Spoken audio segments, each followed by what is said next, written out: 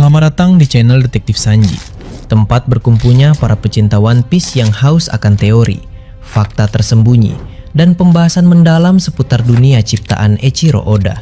Di sini, kami tidak hanya mengikuti alur cerita, tapi juga menganalisis setiap petunjuk, menghubungkan fakta-fakta kecil yang sering terlewat, dan mencoba memecahkan misteri besar seperti siapa Joy Boy sebenarnya, apa tujuan sejati pemerintah dunia, hingga sejarah abad kekosongan yang selama ini ditutupi.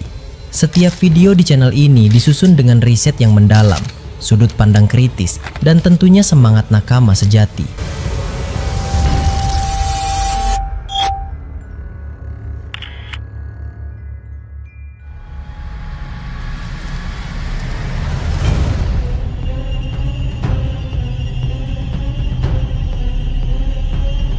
Melanjutkan pembahasan sebelumnya, Pulau Hachinosu telah sepenuhnya berubah menjadi panggung kehancuran. Langit gelap diselimuti asap, tanah retak akibat benturan kekuatan besar, dan suara ledakan silih berganti tanpa jeda. Setiap sudut pulau dipenuhi aura permusuhan yang begitu pekat, seakan seluruh sejarah kelam dunia bajak laut berkumpul di satu tempat untuk saling menghancurkan. Di tengah kekacauan itu, pertempuran terus berlangsung tanpa tanda-tanda akan mereda. Darah, keringat, dan tekad bercampur menjadi satu, menciptakan suasana tegang yang membuat siapapun yang berada di sana merasakan tekanan luar biasa. Di salah satu area pulau yang telah hancur lebur, Ben Beckman dan Lakiru berdiri tegak di antara reruntuhan. Tubuh-tubuh musuh bergelimpangan di sekitar mereka. Namun, dari kejauhan masih terlihat gelombang baru bajak laut yang terus berdatangan. Mereka bukan hanya kru biasa bajak laut Kurohige, melainkan juga aliansi-aliansi gelap serta kelompok bajak laut yang baru muncul ke Hachinosu dengan mata penuh kebencian.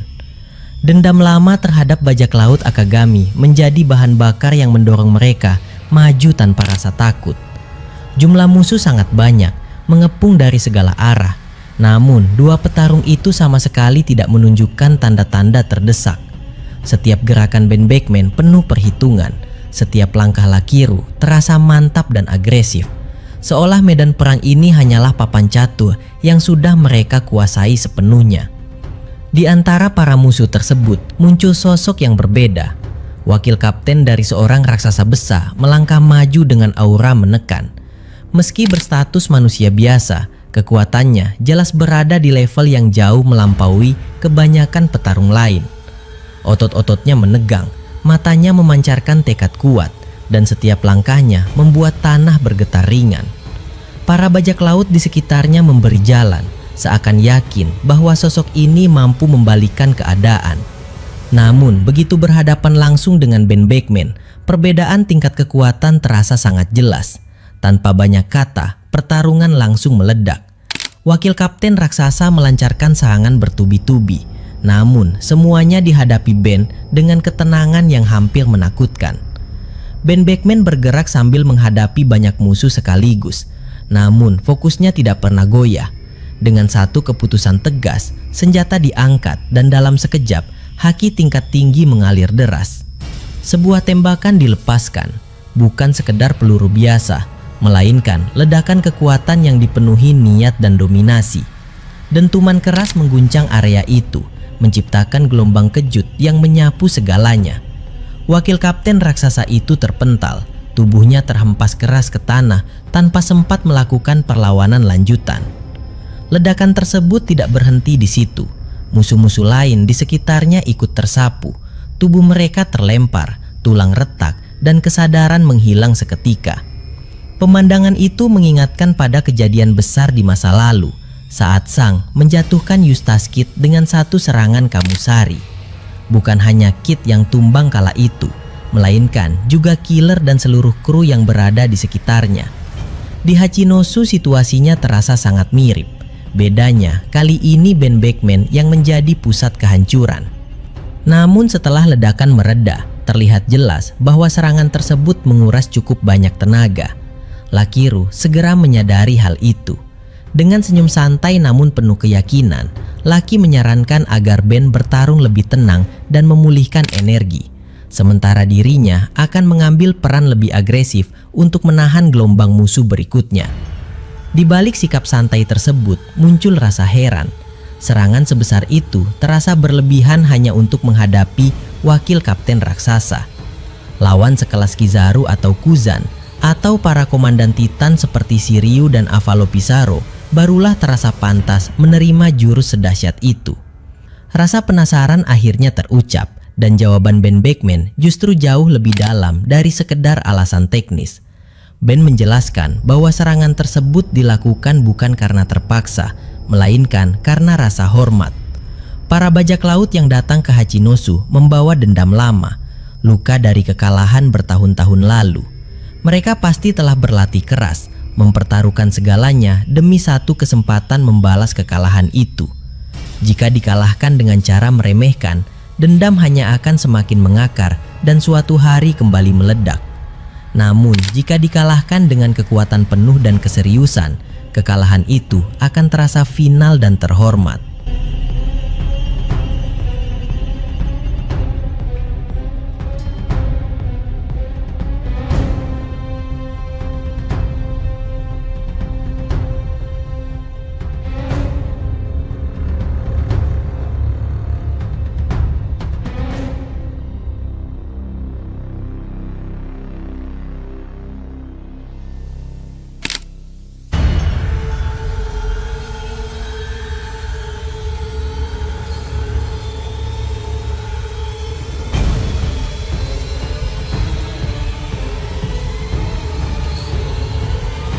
Dendam bisa berhenti di titik itu. Bahkan, musuh yang kalah dengan terhormat memiliki kemungkinan untuk berubah menjadi sekutu di masa depan. Itulah cara berpikir Ben Beckman, cara seorang wakil kapten yang tidak hanya bertarung dengan kekuatan, tetapi juga dengan visi jauh ke depan. Sementara itu, di area lain pulau, Kizaru menghentikan langkahnya sejenak. Gelombang haki dari ledakan tadi terasa jelas, menusuk hingga ke tempatnya berdiri. Tanpa perlu berpikir panjang, Kizaru tahu siapa pemilik kekuatan tersebut. Ingatan tentang Battle Royale sebelumnya kembali terlintas saat Ben Beckman dan Kuzan sama-sama berada di medan yang sama. Serangan serupa pernah dilepaskan, dan saat itu Kizaru berhasil menghindar dengan kecepatan cahaya, sementara Kuzan bertahan dengan lapisan es tebal. Kini, fakta bahwa teknik itu kembali digunakan membuat rasa penasaran muncul. Musuh seperti apa yang memaksa Ben Beckman menggunakan jurus tersebut lagi? Lawan-lawan yang sedang dihadapi terasa hambar, jauh dari kata menantang. Dengan senyum tipis, cahaya berkumpul di sekeliling tubuh Kizaru, menciptakan hujan serangan yang langsung meratakan musuh-musuh di sekitarnya. Tujuannya jelas, bergerak cepat menuju lokasi Ben Beckman. Tak jauh dari sana, Kuzan yang perlahan bangkit juga merasakan getaran yang sama.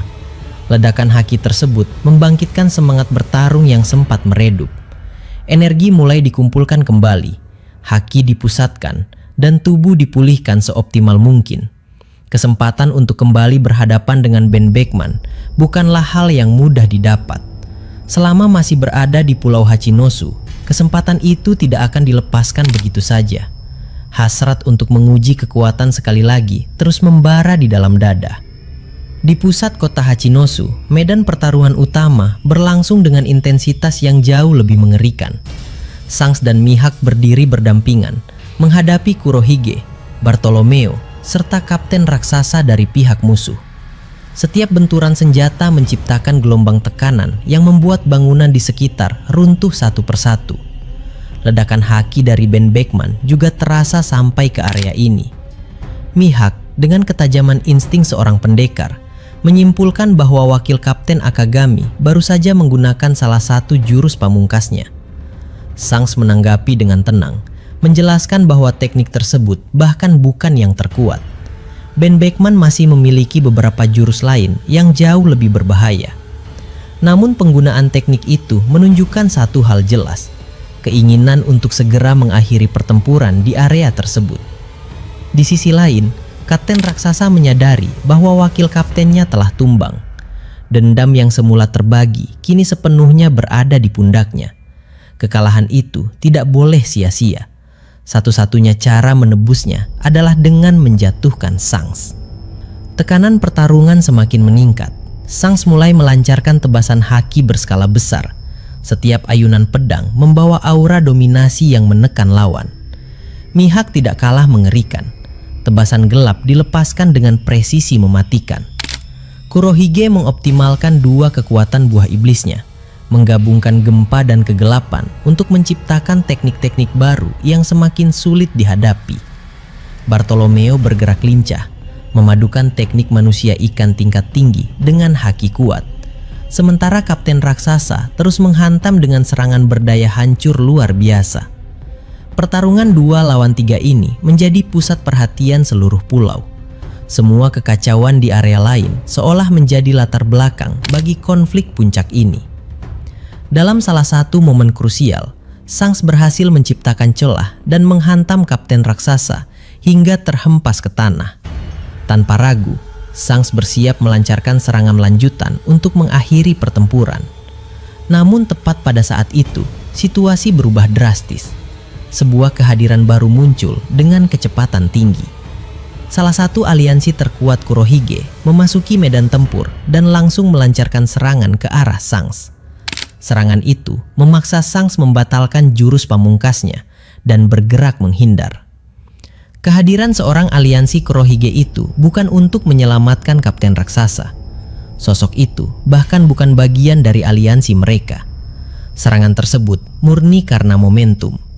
Dalam kekacauan tingkat tinggi seperti ini, satu celah kecil saja sudah cukup untuk menentukan nasib seorang legenda. Seorang aliansi Kurohige itu melihat momen itu dan tidak ragu mengambil risiko.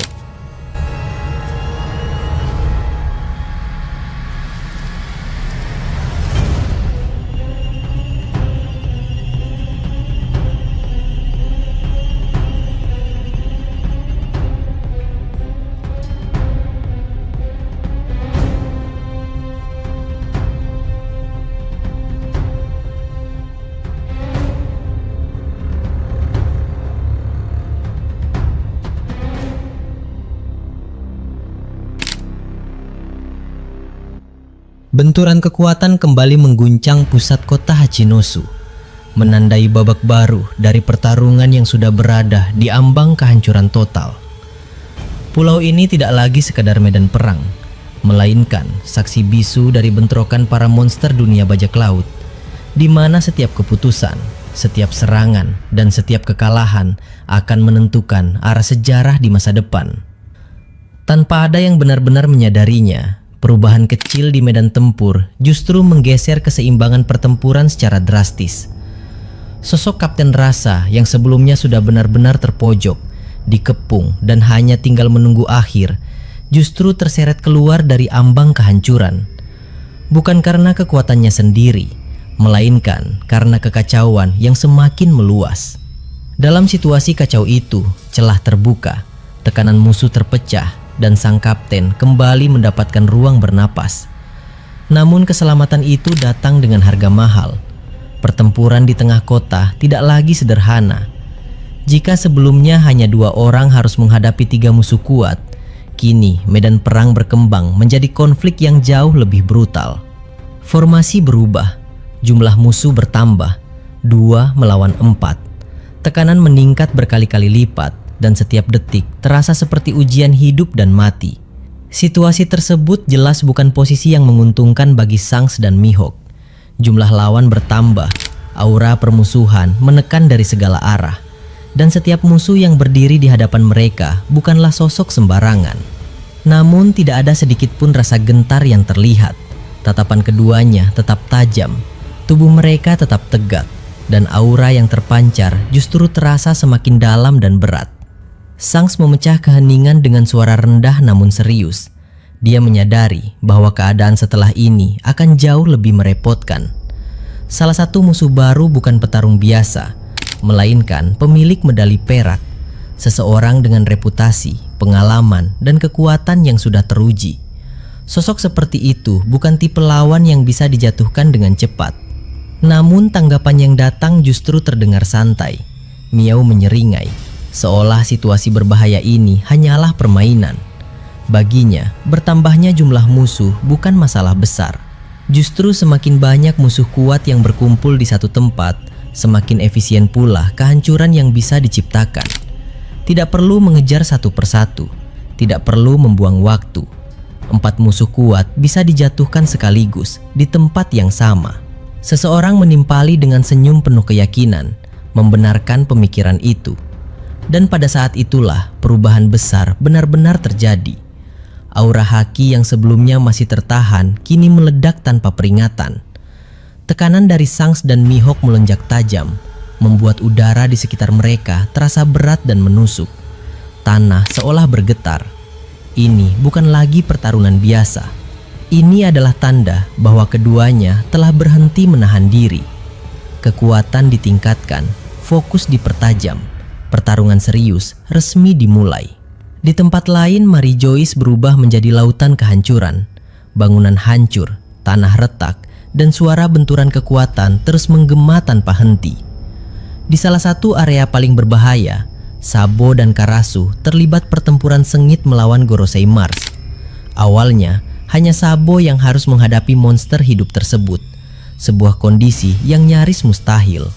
Namun kini, kehadiran Karasu mengubah alur pertarungan. 2 petarung revolusi itu melancarkan serangan bertubi-tubi, memaksa Mars terus bergerak. Setiap serangan diarahkan dengan presisi, memanfaatkan celah sekecil apapun. Mars harus menghindar, menangkis, dan memutar posisi tanpa henti. Sesekali serangan balasan dilepaskan dengan kekuatan mengerikan. Namun Sabo dan Karasu mampu bertahan, membaca arah serangan, dan menghindar dengan timing nyaris sempurna. Meski begitu, Mars bukan Gorosei tanpa alasan. Perlahan namun pasti, gaya bertarungnya berubah. Gerakannya menjadi lebih efisien, sudut serangannya lebih luas, dan tekanannya meningkat. Jelas terlihat bahwa Mars mulai menyesuaikan diri untuk menghadapi 2 lawan sekaligus. Perubahan itu membawa ancaman besar. Sabo menyadarinya lebih dulu. Dengan suara tegas, peringatan dilontarkan kepada Karasu agar tetap waspada dan menjaga koordinasi. Melawan Gorosei bukan sekedar adu kekuatan. Tanpa strategi yang matang, kehancuran hanya tinggal menunggu waktu. Karasu memahami hal itu. Sejak saat itu, keduanya bergerak lebih sinkron, menyerang dan bertahan sebagai satu kesatuan. Sementara itu di area lain, Shamrock menunjukkan mengapa namanya ditakuti. Sebelumnya, medan tempur dipenuhi 4 musuh kuat, 2 Lunaria dan 2 Bukanir.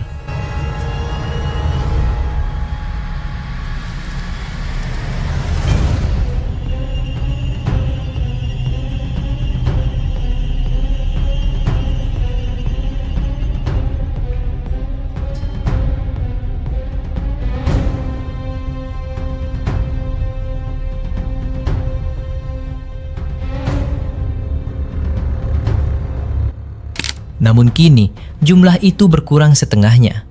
1 Lunaria dan 1 Bukanir telah tumbang, tak mampu bangkit lagi. Kekuatan Shamrock terlalu besar, terlalu menekan. Sebagai pemimpin kesatria suci, setiap serangan yang dilepaskan bukan hanya keras, tetapi juga penuh perhitungan. Lawan-lawannya hampir tidak memiliki ruang untuk bernapas. Menghadapi Shamrock terasa seperti menghadapi kekuatan absolut yang tidak bisa digoyahkan. Tidak jauh dari sana, Gorosei Nusjuro menghadapi 3 pemimpin kelompok revolusi dari faksi berbeda. Ketiganya memiliki kemampuan yang layak disebut hebat, namun perbedaan level terlalu mencolok. Nusjuro bertarung dengan santai, nyaris tanpa emosi. Tidak ada tanda terburu-buru, tidak ada tekanan berlebihan. Setiap gerakan dilakukan dengan efisiensi tinggi. Tujuan utamanya bukan menghabisi dengan cepat, melainkan menjaga ritme sambil terus mengumpulkan haki. Kekuatan sejati masih disimpan, energi tidak dihamburkan.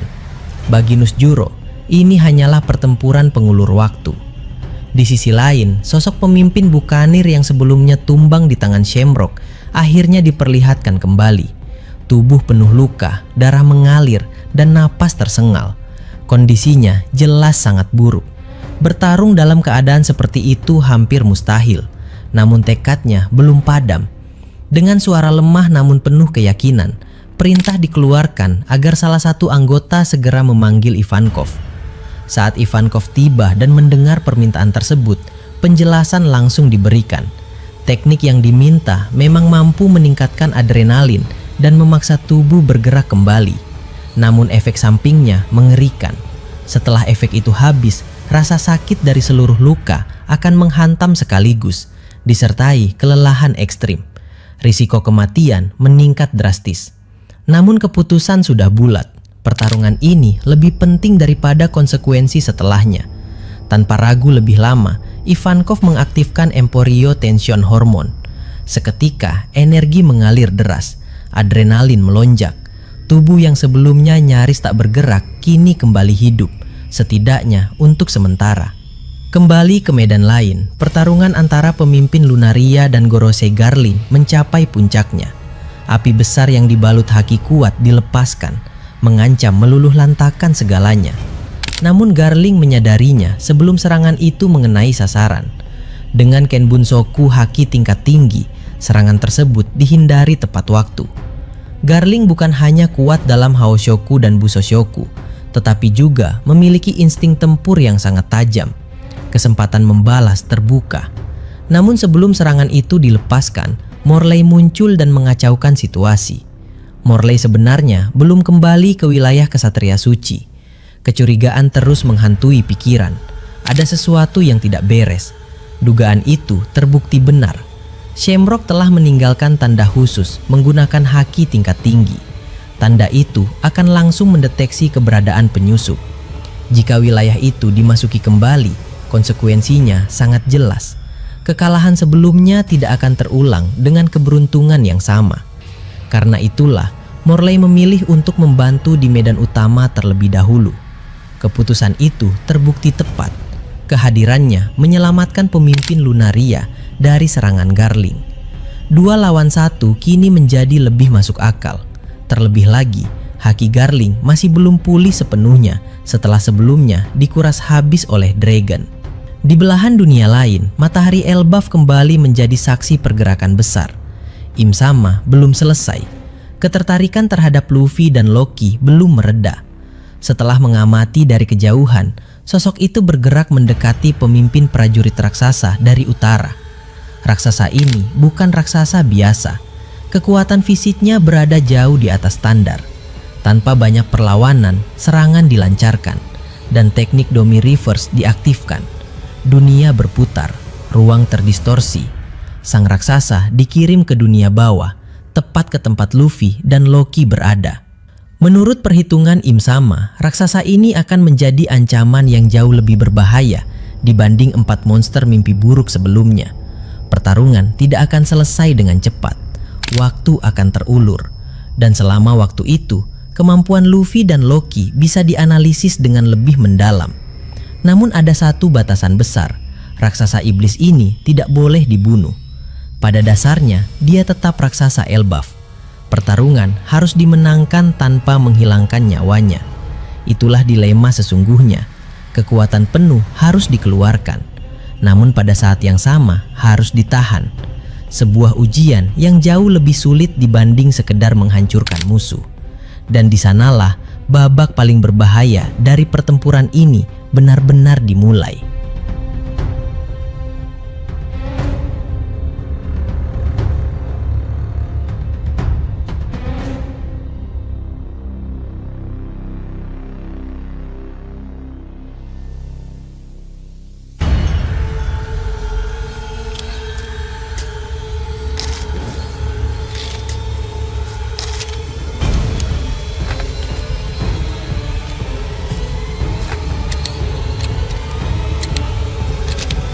Terima kasih sudah menyaksikan video ini sampai selesai.